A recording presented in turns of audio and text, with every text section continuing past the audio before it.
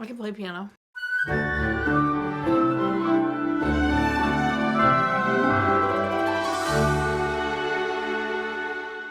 Welcome back to Every Disney Movie Ever. My name is Jess and I'm watching Every Disney Movie Ever. Today I'm going to talk about The Boys, the Sherman Brothers Story. The Boys, the Sherman Brothers Story is a 2010, I believe, theatrical release about how the Sherman Brothers came to be the Sherman Brothers. It's directed by Gregory V. Sherman and Jeff Sherman, who are the sons of Richard and Robert.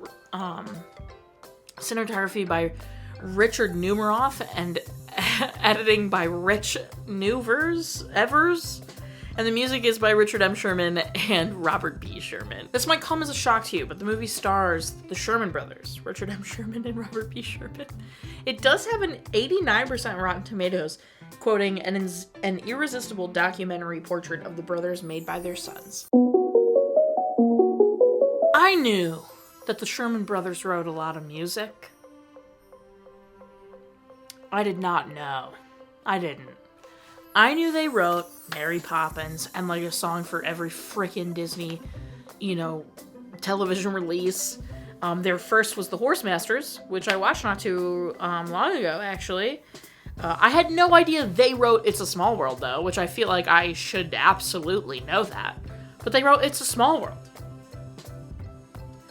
They also did Chitty Chitty Bang Bang, which I didn't know, but totally checks out because everyone thinks that's a Disney movie, and it's not. So that's fun. And then they wrote a lot of like actual songs that played on the radio and were hits. And they obviously wrote a bunch for Annette Funicello, and those were always really big, which is so exciting. And I'm just like, it was great to like realize they wrote songs I didn't even realize they had written. I knew a ton they had written and knew they wrote Never Ending, it felt like, but yeah, it was crazy. There were a lot of stars in this. Ben Stiller was in it, and he was like an executive producer, which I didn't see coming. John Williams was in it, Leslie Ann Warren. John Davidson and Johnny Whittaker were in this, which was nuts. I never expected that. I was so shocked to see an older John Davidson and an older Johnny Whittaker. That was crazy. So it was fun to see all the people they interviewed to talk about the Sherman Brothers. This was very interesting. My favorite part has to be when Richard was reading the note that Bob wrote him for one of his birthdays, and he got emotional. That made me emotional. I almost cried. That was so good. My least favorite part was like kind of finding out that they weren't like friends as well as brothers. They almost like were like forced to work together, and then it just like they always made magic, so they just kept working together. But they had very different lives, and that was kind of sad to me, but like I get it. And then recommend, yes, watch again. I absolutely would, actually. Specific moments, them not being close again, like I said, both of them got emotional when they talked about Walt Disney offering them like the job to work at Walt Disney and be like their exclusive like writers.